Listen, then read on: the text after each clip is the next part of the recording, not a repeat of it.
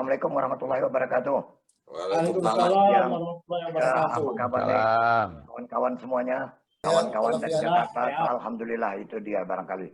Nah, kita beberapa kali ini sudah berbicara tentang masalah Kota Medan yang menarik bagi kita. Karena Kota Medan ini adalah kota yang paling kita sayangi.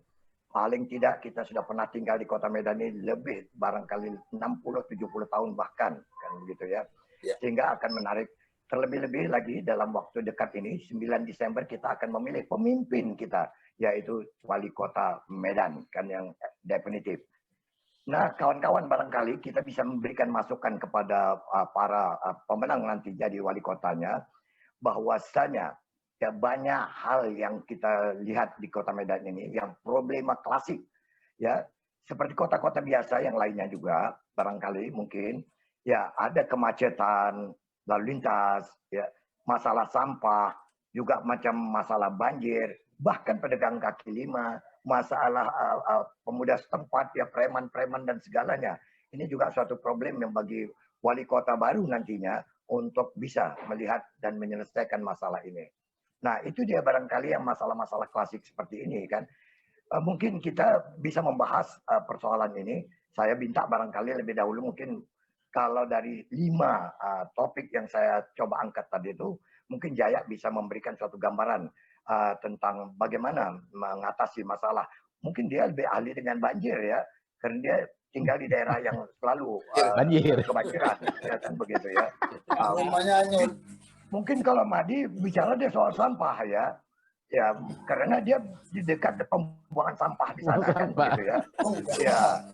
Ya, kalau saya mungkin di kemacetan ya, karena saya harus lalu lintas pulang, itu adalah bicara selalu menghadapi macet ya. Yang paling enak adalah Bung Hari sama Bung Idrus. Dia tak mengalami apa yang terjadi di Medan, tapi lebih susah dia menghadapinya di Jawa, di Jakarta dan Bogor sana mungkin ya. Bang, sebetulnya mengalami juga. Macam aku atau Idrus kurasa kalau kami datang ke Medan, ya kami itu kadang-kadang bingung melihat suasana keasrian Medan itu kan sudah tak kayak dulu lagi. Itu kita masih muda-muda dulu, seperti yang sering dikatakan oleh Bang Noim Hayat. Itu kalau kita jalan Bang, naik kereta di Jalan Jogja tuh, pohon tuh di atas bertebu, sejuk juga di bawahnya lewat. Nah, kadang-kadang itu kita lihat. Walaupun kita di luar kota, tapi kerinduan kita itu kan karena itu tempat kita bermain, tempat kita besar, lahir, besar, sekolah, tamat kuliah di sana. Oke, jadi apa yang mau kita bahas ini? Nah, coba ya, soal banjir dulu. Banjir, informasi kepada wali kota kita. Ya sebenarnya begini, tentang banjir Medan ini selalu jadi proyek bagi orang pusat. Jadi banjir ini sudah lama nih, diisukan, Medan banjir, kita bangun ini. Maka mereka bangunlah benteng di Sungai Deli. Akibatnya dari mulai kantor wali kota sampai Belawan itu sudah jadi parit dan hilang satu sejarah bagaimana Labuan sebagai kota pelabuhan dulu sekarang udah nggak ada lagi. Kita nggak ketemu lagi. Labuan itu kan lagi. Labuan itu kan lagi ya? Bukan. Labuan itu kan pelabuhan kapal dulu. Nah, iya. Sekarang udah parit. Oh. Udah gitu. Apa namanya di benteng kiri kanan itu. Jadi hilang sejarah itu hilang. Dengan alasan Medan mengatasi banjir. Salah kalau di benteng begitu. Itu kan lebih bersih dan lebih asri. Kan hilang sungai itu, Bang. Mana ada sungai lagi? Kalau sungai itu ada tepiannya, ada pohon-pohon kayu. Sekarang kan nggak ada lagi. Nggak ada batang kayu di tepiannya. Tepian mandinya itu udah nggak ada lagi. Nah, terus Medan banjir. Kita perlu penanganan. Maka datanglah MUDP. Di daerah kami ini ada 3 meter nih. Di bawah jalan Ismailia itu ada 3 meter tuh. Kalau 3 meter bayangkan hanya sekian penduduknya, itu pasti nggak ada banjir. Tapi sekarang justru banjir. Jadi yang di bawah itu ditanam apa dulu? Nah, ada lagi muncul. Untuk mengatasi banjir Medan kita bangun kanal. Dibangun dari Sungai Deli sana ke Percut sana. Enggak juga banjir, tetap banjir. Ada lagi rencana dari Lausin Meme, aku disatukan dengan Tulang Saling sana. Itu semuanya itu tidak masuk akal dan diterima oleh orang Medan. Nah, nggak tahu apakah memang orang Medan udah parah kali sehingga akal sehatnya menerima proyek itu udah nggak ada lagi, atau memang semua harus diterima. Ini paket dari pusat terima. nggak usah berpikir. Ya bayangkan ya, sebegitu besar MUDP, gambarnya pun nggak punya, dan itu wali kotanya tenang-tenang aja. Dari mulai dulu sampai sekarang. Apakah orang Medan bodoh? Enggak. Yang di Jakarta sana mungkin orang Medan juga, enokoy orang Medan di sini. Itu. Tapi coba kalau kita lah ya, kita enoko ini. Tapi bukan kita nggak noko. Ya, kita dengar tanggapan Madi dulu dengan apa yang disampaikan oleh Jaya nih. Kalau Jaya ngomong udah macam mana mau kita bilang dia ahlinya. Udah pas dah. Tunggu dulu. Tapi di luar yang sebut Jaya banjir itu soal RTH sebetulnya. RTH kita juga di ruang terbuka hijau di Medan ini sampai sekarang belum pernah tercapai dari yang diharapkan. Bahkan yang terjadi di lapangan itu ada bikin kafe aja, di depannya ada pohon besar yang sudah dipelihara begitu lama, itu ditebang. Ditebang. Di mana dan tuh? Sudah di Jalan Cut Mutia. Nah, itu ditebang karena dianggap mengganggu kafe yang baru dibuka. Ya. Nah, tebang. Nah, begitu muncul ke permukaan itu diberitakan oleh media, ya mulailah kalang-kabut, dijawablah itu, diperiksa sama si DPR, ternyata sudah diizinkan itu, sudah diizinkan oleh Dinas Kebersihan. Dan Pertamanan sudah diizinkan, ada surat memang dia asal diganti. Jadi sebetulnya macam mana kita mau bikin RTH itu? Kalau main babat saja boleh, kemudian asal diganti. Walaupun itu diganti, tentu kan dia mulai kecil lagi.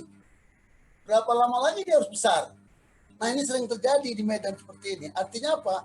Medan ini sering tumpang tindih peraturan. Belum lagi soal bangunan-bangunan yang tanpa izin. Sudah bolak-balik, sudah dilaporkan ke Pemko, ke PU sudah ngasih surat kepada si Satpol PP. Tidak juga dibongkar itu. Dibongkar. Nah, artinya hal-hal seperti itu. Kesimpulannya bahwa di antara semua soal banjir dan sebagainya ini sebenarnya yang paling parah sebetulnya itu soal korupsi dan pungli itu masih terus berjalan. Sudah menjadi rahasia umum hal seperti ini. Inilah yang menyebabkan banjir terus terjadi, segala macam terus terjadi itu karena ini. Ini yang paling utama menurut saya. Anda mengatakan tadi tentang RTH ya. Jadi kalau RTH itu kan sekarang ini kan baru 3% kalau tidak salah daripada yang ditentukan 20%. Bawah 1%, Bang. Bawah 1% bahkan. Bawah 1%. Bukan 3%. Bawah 1% malahan kan. Ya. Ini kan semua sebagian besar lahan-lahan kita ini kan sudah digunakan untuk pembangunan. Ya. Ya, bagaimana kita mau mencoba lagi untuk mengapakan RTH kita ini? Ya seperti yang aku bilang tadi, di tengah-tengah kita baru 1% ke bawah seperti yang disebut Jaya, itu yang sudah ada pohon ditebangin. Nah, penebangan itu juga ada unsur kolusi. Tapi itu kan juga membahayakan. Kalau pohonnya sudah terlalu lama akan membahayakan juga kepada masyarakat, Bung Adi. Tidak, ini bukan pohon tua. Kalau pohon tua lain, bukan tua nih, ini pohon tanggung-tanggung. Tidak ada pohon tua. Tidak ada pohon tua. Pohon itu kalau tua pun dirawat. Kalau ada dirawat dengan bagus, pohon itu nggak pernah tua. Sekarang yang merawatnya nggak ada. Coba bayangkan dulu. Jalan listrik kita bisa bayangkan bagaimana kondisinya. Jalan Mutatuli bagaimana kondisinya. Jalan Glugur Bypass. Jalan Singamaraja. Singamaraja penuh dengan mahoni. Jalan listrik penuh pohon mangga.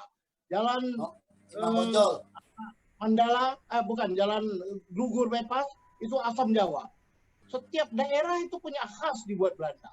Jadi sekarang kita ke dekat Elizabeth itu masih pohon-pohonan semua.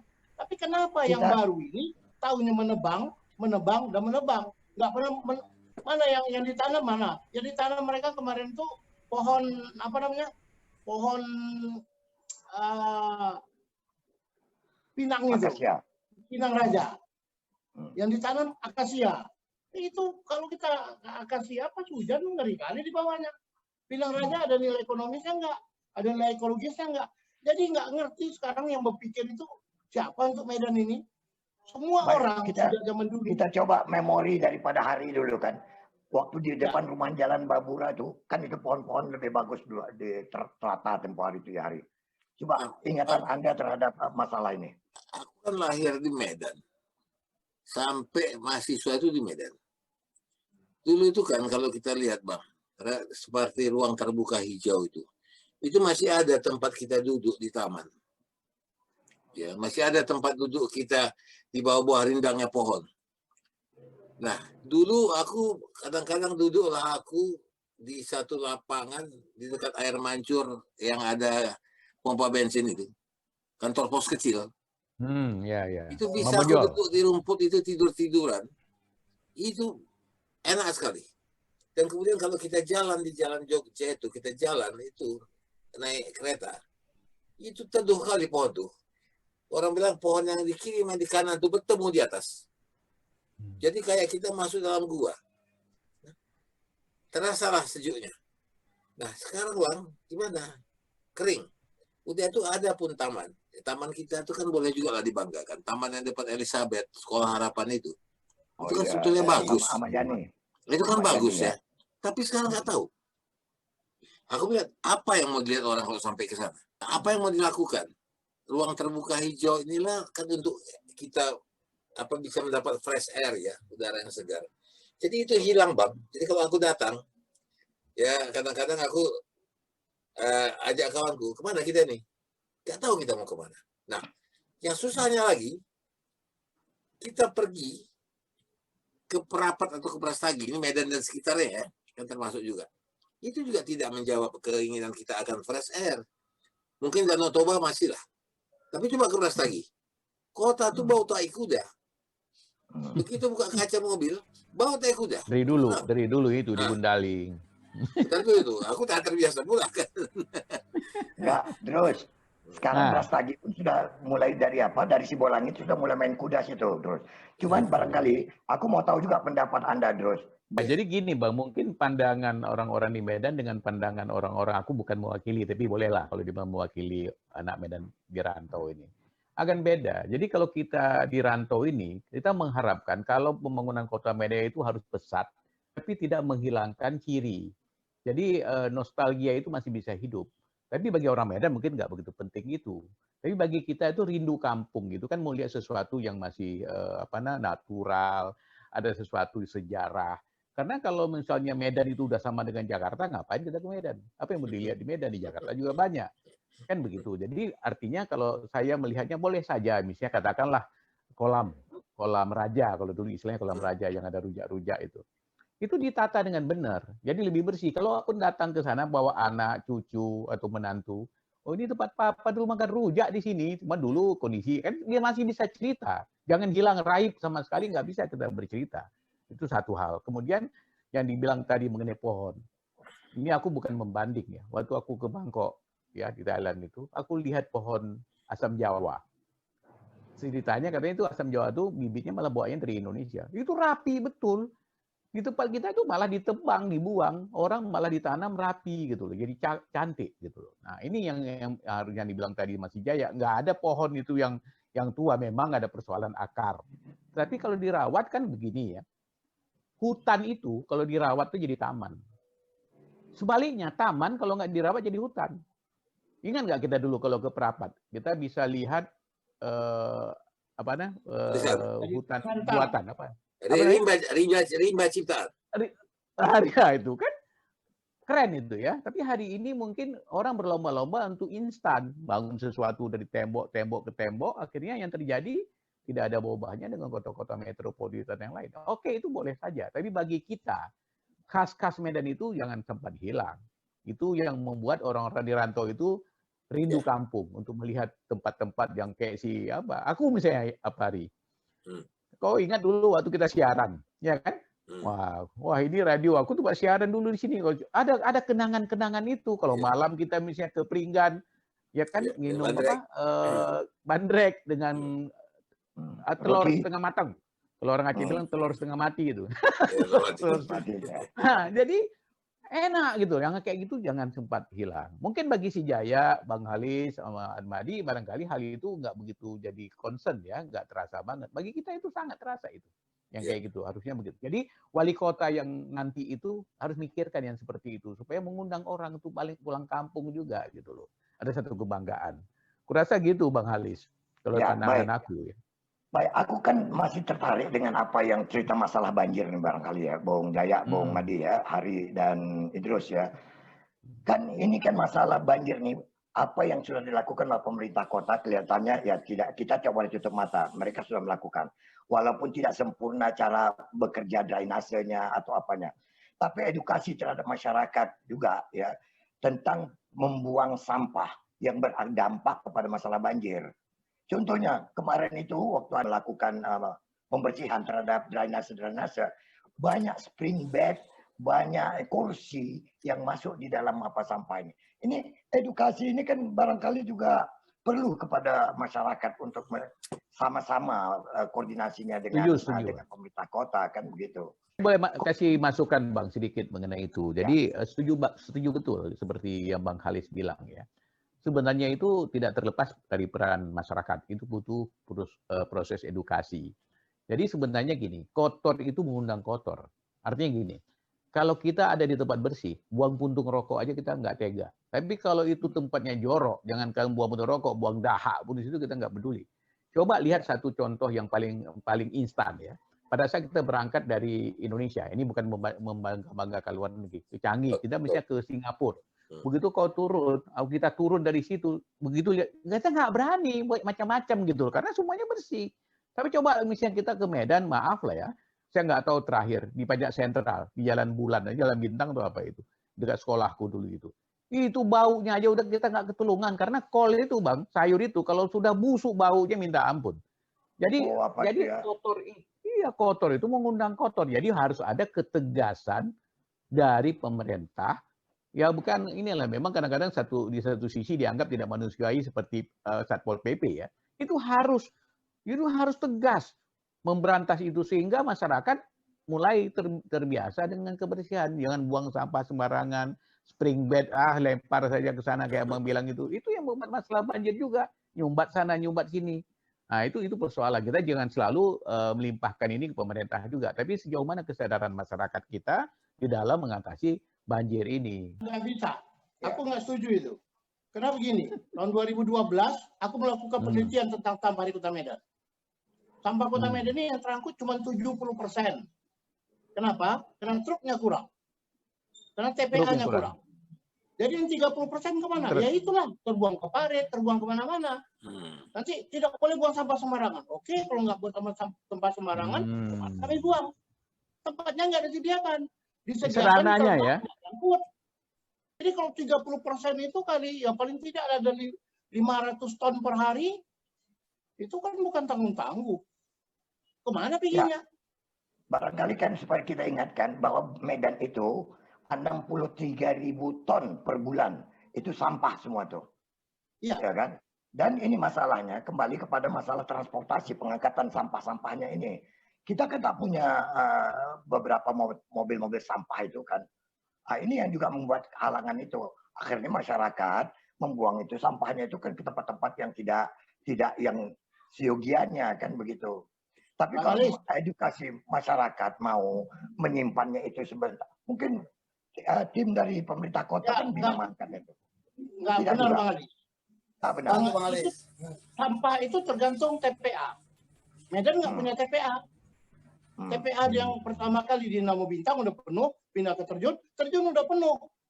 10 tahun yang lalu itu sudah diingatkan. TPA terjun itu tinggal hanya beberapa tempat, 3 tahun selesai. Dan sampai sekarang enggak. Dan yang lucunya berpikirnya, nggak ada upaya untuk menyelesaikan. Zaman sekarang di Kota Medan, itu sampah itu sudah bisa diolah jadi listrik. Karena volumenya cukup. Iya.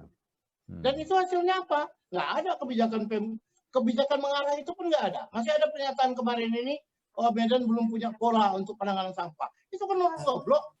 Begitu banyak informasi sekarang yang ada, bagaimana cara mengelola, mudah kok, teknologi sudah ada, orang sudah banyak. Di Indonesia juga kalau nggak salah udah ada 2 tempat itu. Tapi di luar negeri, Singapura, di Korea, aku nengok di Korea, bagaimana mereka mengolah sampah, itu dapat $7,5 mereka per KWH. Kita di sini apa? Apa nggak ada orang mau invest? Ada orang mau invest.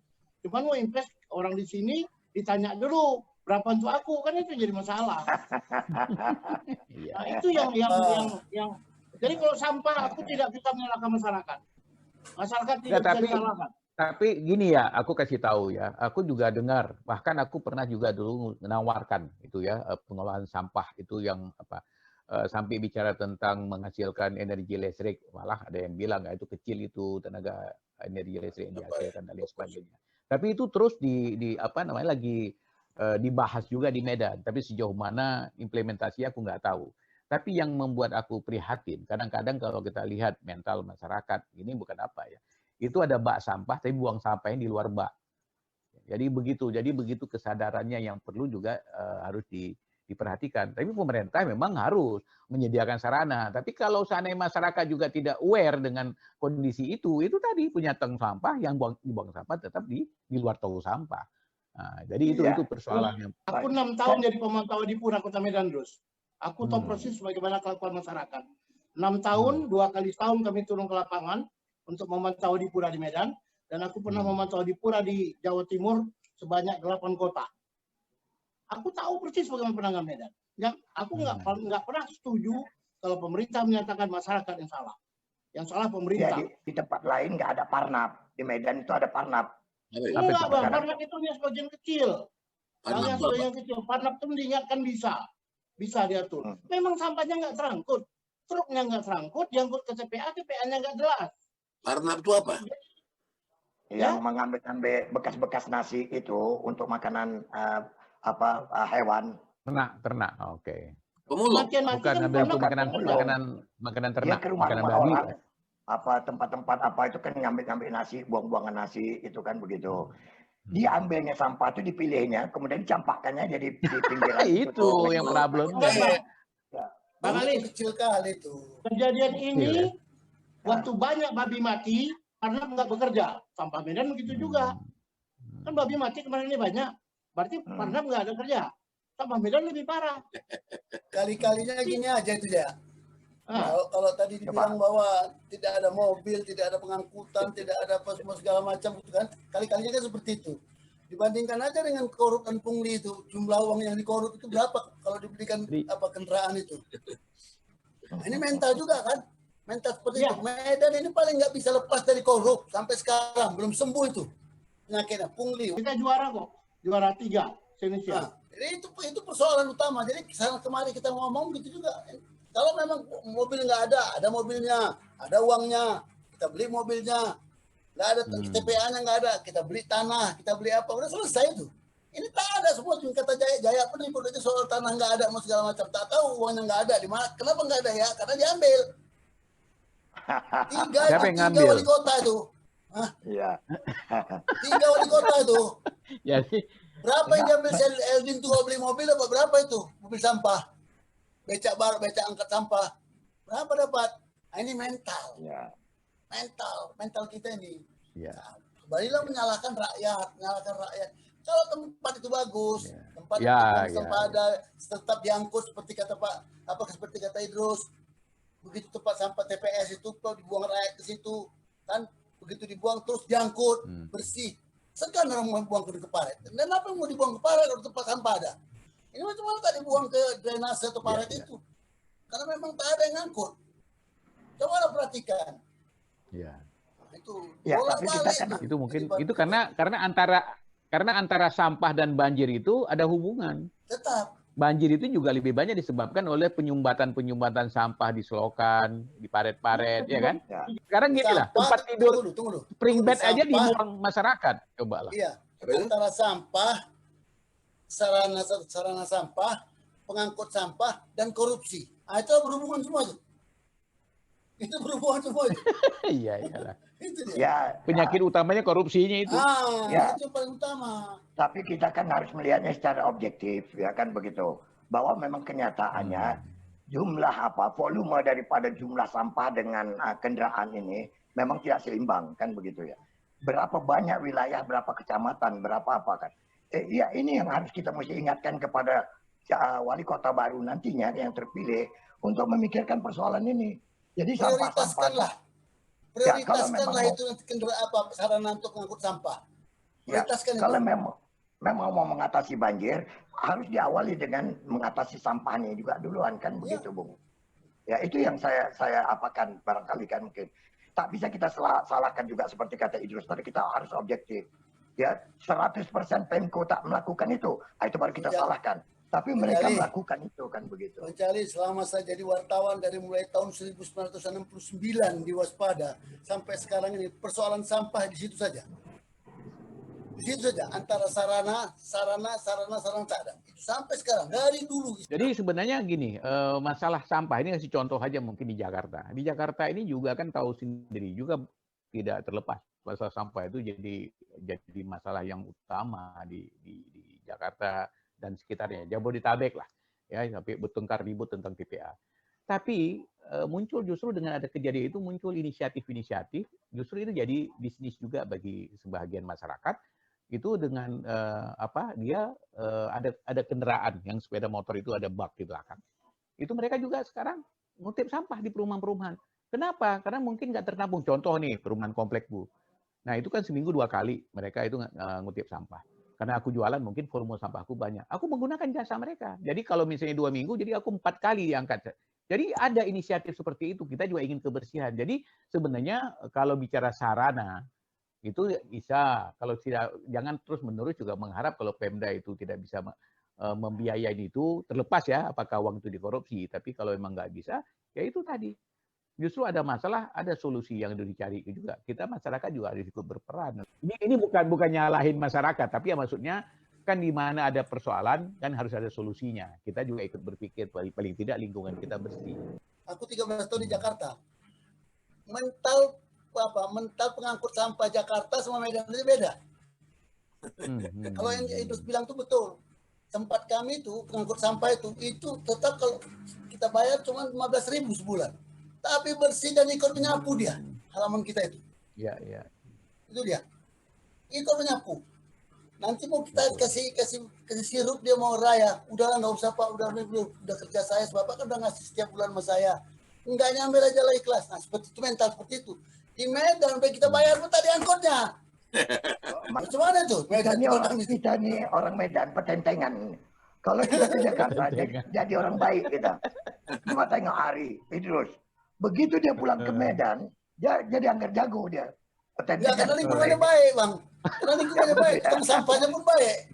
Tong sampah kita jahat. Jadi kembali ke soal mental. Mental tidak ada dua mental. Mental di masyarakat dan mental pemerintahan kita juga. Iya betul. Setuju aku. Kalau itu setuju. Yang kita bicarakan ini sekarang masalah sikap mental. Kebersihan itu mulai dari mana? Kebersihan itu adalah bagian dari iman. Tentu dari rumah. Kebiasaan di rumah, buat keluarga kita. Habis itu lingkungan. RT setempat. Potong di Medan itu kebersihan sebagian dari iman. Di Medan itu udah paiman. Kata orang Padang paiman adalah paiman. Paiman itu. Jadi paiman di Medan itu banyak. Oke. Jadi ya, kalau kita pikirkan bahwa itu dulu betul kata si Idrus. Kalau kita pergi ke Singapura misalnya, begitu kita turun dari pesawat, kita mau buang tisu saja nih, kita mikir, pasal dikantongi dulu. Di Medan, buang aja lah. Nah, aku kasih tahu juga, ada juga satu sikap anak Medanku yang juga jelek. Aku juga gitu. Aku kalau duduk di manapun di restoran, mau kencing ke restoran mana, aku lebih pilih kencing di bawah pohon. Karena kalau kencing ke kamar mandi ya bau. Tapi aku ke pohon sebelahnya, aku kencing di pohon tuh. Kata orang, tambah subur kalau dikencingi. Jadi itu sikap juga. Ada amonia. Iya. Sore kali kalau kencing di terbuka itu. Sore kali. Ya, pakai doa lagi ya. Nek, permisi ya, Nek. Itu Bang. Permisi Datuk. Nah, itu ada local wisdom itu. Iya. Jadi gini, betul. Jadi ini kait berkait ini. Jika pribadi di rumah mengembang ke RT, mengembang ke keluarga, satu kota. Nah, kata Syed Madi tadi, tukang sampah saja itu bisa pertentangan. Sampah kita itu kalau tak ada plastiknya, tak diangkatnya. Udah untung kau aku buangkan sampah kau. Nah, ini repot lagi. Jadi semua orang, kalau orang kita bilang kan kita ini balgaroha ya. Balgaulu. Pokoknya jangan kita diatur-atur orang. Nah, tapi itu barangkali salah satu sikap mental. Jadi kalau aku bilang ini tidak masalah yang mudah, ini masalah yang pelik. Karena kesadaran untuk hidup bersih, kesadaran untuk hidup sehat, itu sudah mulai kurang. Untung lah, untung. Aku sampai bilang, untung itu ada COVID. COVID ini membuat kita jadi bersih. Membuat kita sekarang istirahat sebentar ya. Cuci tangan, Bang, cuci tangan, cuci muka. Sekarang kan terbalik, Bang. Aku kalau mau keluar rumah, aku nggak mandi. Pulang dari mana-mana baru aku mandi. Karena aku masuk bersih ke rumah. Nah, kadang-kadang di rumah kita kan nggak cuci tangan, nggak apa. Kuku hitam, makan. Nah, sekarang kita dapat kesempatan untuk bersih. Jadi, ada juga hikmahnya pandemi ini. Ya, jadi apa yang kita bahas pagi hari ini mungkin barangkali bisa bermanfaat dan berguna bagi para nanti wali kota nanti ya, bahwa masalah banjir berkaitan dengan masalah sampah ini juga sangat memberikan suatu masukan kepada para wali kota nantinya yang terpilih. Baik, untuk sahabat-sahabat, barangkali kawan-kawan kita ini waktu juga yang barangkali harus memisahkan pertemuan kita pada siang hari ini. Saya harap barangkali mungkin di minggu-minggu berikutnya kita akan berjumpa lagi membahas tentang masalah kota kesayangan kita ini. Dan terima kasih kepada Bung Isari yang telah memberikan ruang waktu kepada kita dan memberikan studionya ya, untuk sama-sama bisa kita menyampaikan aspirasi kita. Bung Idrus, selamat siang. Bung Jaya dan Bung Atmadi dan Bung Hari, selamat siang. Sampai ketemu lagi. Assalamualaikum. Jaga kebersihan. Ya, Waalaikumsalam. Jaga kebersihan ya.